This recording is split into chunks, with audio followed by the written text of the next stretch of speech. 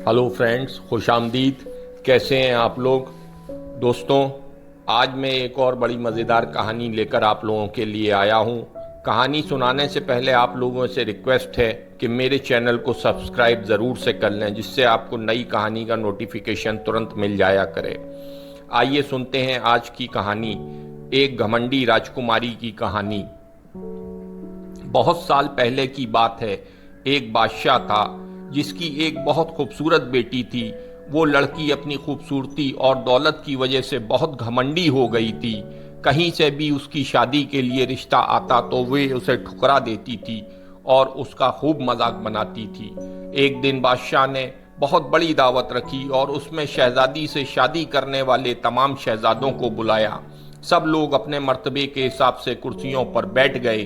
फिर शहजादी इस दावत में कई चीजों के साथ बहुत घमंडी अंदाज में आई और वो जिस भी शहजादे के पास से गुजरती तो वो उसे बहुत नीची नजरों से देखती।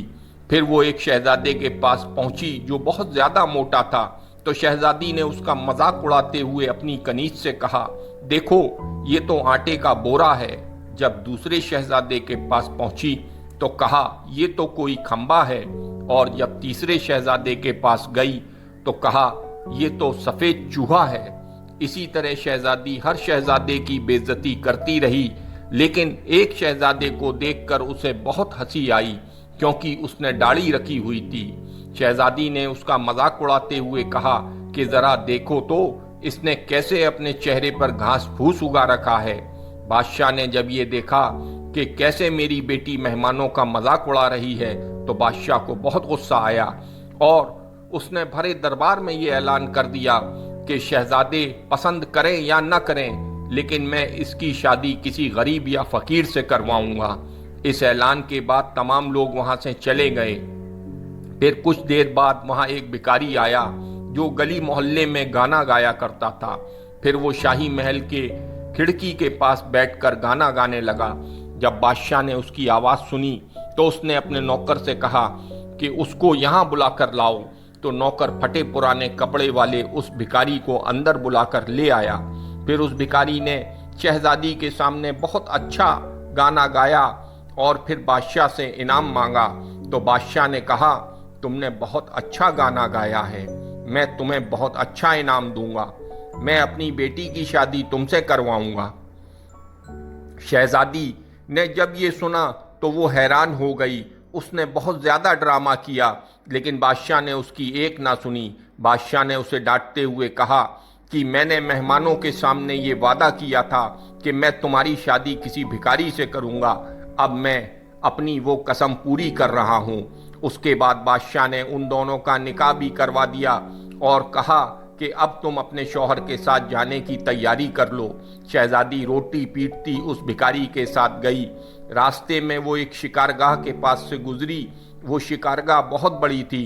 तो शहजादी ने भिखारी से पूछा कि ये शिकारगाह किसकी है। तो भिखारी ने कहा कि मैंने सुना है कि तुमने एक दाढ़ी वाले का मजाक उड़ाया था। ये शिकारगाह उसी दाढ़ी वाले की है। अगर तुम उस दाढ़ी वाले से शादी कर लेती तो ये शिकारगाह तुम्हारी होती। इसके बाद वो एक बड़े से बाग में पहुंची। ये बाग देखकर शहजादी ने पूछा कि ये बाग किसका है। तो भिखारी ने कहा, ये बाग भी उसी दाढ़ी वाले का है। फिर वो एक बड़े अजीमो शान शहर में दाखिल हुई। इतना बड़ा और खूबसूरत शहर देखकर शहजादी हैरान हो गई। उसने पूछा कि इस शहर का मालिक कौन है। तो भिखारी ने कहा, ये शहर दाढ़ी वाले के मुल्क में आता है। अगर तुमने उससे शादी कर लेती तो ये सब तुम्हारा होता। शहजादी ने अफसोस करते हुए कहा कि मैंने बहुत बड़ी गलती कर दी, काश मैं उससे शादी कर लेती। तो भिखारी ने नाराज होते हुए कहा कि मुझे उससे कोई मतलब नहीं, मगर तुम मेरे होते हुए किसी दूसरे मर्द की बातें क्यों कर रही हो? क्या मुझ में कोई कमी है? उसके बाद वो एक छोटी सी झोपड़ी के पास पहुंचे। तो शहजादी ने कहा कि कैसी बेकार और छोटी सी झोपड़ी है। तो भिखारी बोला कि ये मेरा घर है और यही वो जगह है जहां हमें जिंदगी गुजारनी है।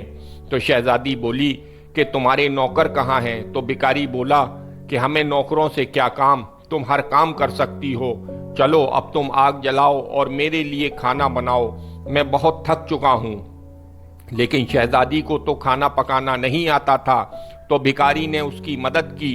फिर कुछ देर बाद उन्होंने उल्टा सीधा खाना पकाकर खा लिया और सो गए। दूसरे दिन उसे भिखारी ने जगाया और घर का काम करने को कहा। शहजादी पूरा दिन काम करती रही और ऊपर से भिखारी की डांट भी सुनती रही। किसी तरह उन्होंने कुछ दिन गुजार लिए। एक दिन भिखारी ने कहा, मैंने जो कुछ कमाया था वो सब अब खत्म हो चुका है। अब कमाने की बारी तुम्हारी है। मैं तुम्हें लकड़ी ला कर देता हूँ, तुम उससे टोकरियां बुन लेना। ये कहकर वो जंगल गया और टोकरी के लिए लकड़ी काट कर ले आया। शहजादी ने टोकरी बनानी शुरू कर दी। उसने पहले कभी इस तरह का मेहनत वाला काम नहीं किया था, इसलिए उसकी उंगलियां जख्मी हो गईं और उनमें से खून निकलने लगा। ये देखकर उसके शौहर ने कहा कि तुम ये काम नहीं कर सकती, मैं तुम्हें धागे ला कर देता हूँ, तुम उससे कपड़े बुन लेना। लेकिन वो ये भी ना कर सकी। तो उसके शौहर ने कहा कि तुम तो मेरे लिए बिल्कुल भी काम की नहीं हो, तुम तो कोई भी काम नहीं कर सकी, तुमसे शादी करके मैं बर्बाद हो गया। ठीक है, मैं कोशिश करता हूँ कि तुम्हारे लिए मैं मिट्टी के बर्तन ला दूँ, तुम उन्हें बाजार में जाकर बेच दिया करो। इस बात पे घमंडी शहजादी ने कहा, जब मैं बाजार जाऊंगी तो मेरे मुल्क के लोग मुझे इस हाल में देख के मुझ पर बहुत हंसेंगे। तो शौहर ने कहा, ये मसला मेरा नहीं है, अगर तुम भूख से नहीं मरना चाहती हो तो तुम्हें ये काम करना ही पड़ेगा। मिट्टी के बर्तन बेचने का काम बहुत अच्छा चल रहा था। लोग जब एक खूबसूरत लड़की को बाजार में बर्तन बेचते हुए देखते तो उस पर तरस खाकर उससे कुछ ना कुछ खरीद लेते। जब बर्तन बिक गए तो भिखारी ने और बर्तन ला कर दिए। इसी दौरान एक सिपाही वहां से गुजरा तो उसने बर्तन लेकर उसमें लात मारकर तोड़ दिए और कहा कि दोबारा तुम इस तरह से रास्ता मत घेरना। एक तरफ बर्तन रख कर बेचना, बीच रास्ते पर मत बेचना। शहजादी बहुत परेशान हुई। उसने सारा वाकया घर आकर अपने शौहर से बताया। शौहर ने कहा, तुम बिल्कुल पागल हो, तुमसे किसने कहा था कि तुम बर्तनों को ऐसे बीच बाजार में रख कर बेचो? आखिर वहां से लोगों को निकलने में परेशानी होती होगी। मुझे लगता है कि तुम ये भी नहीं कर सकती, ये तुम्हारे बस का काम नहीं है। मैं शाही महल जाऊंगा, हो सकता है शायद तुम्हारे लायक कोई काम वहां मिल जाए। ये कहकर वो शाही महल के लिए रवाना हो गया। शाम को वो वापस आकर कहा कि तुम्हारे लिए शाही महल में मददगार बावर्ची की जगह मिल गई है। अब कम से कम हमें पेट भर के खाना तो मिल ही जाएगा। इस तरह वो घमंडी शहजादी एक मददगार बावर्ची बन गई। वो रोज सुबह से शाम तक बावर्ची खाने में रहती और रात को बचा हुआ खाना अपने घर ले आती। इस तरह दोनों मियाँ बीवी का गुजारा होने लगा। महल में आए हुए उसे कुछ ही दिन गुजरा था कि सुना कि महल में कोई शाही प्रोग्राम है। जब मेहमान आने शुरू हुए तो शहजादी बावर्ची खाने की खिड़की से उन्हें देखने लगी। गुलाम कीमती कपड़ों में मेहमानों का इस्तकबाल कर रहे थे। हर तरफ शानो शौकत और धूमधाम नजर आ रही थी, लेकिन शहजादी अपनी किस्मत पर आंसू बहा रही थी और अपने तकब्बुर और बेवकूफ़ी पर पछता रही थी। उसी दौरान वहां कुछ कनीज़ें आईं जिन्होंने शहजादी को लजीज खाने दिए। शहजादी ने उस खाने को टोकरी में रख लिए और घर की तरफ चल दी।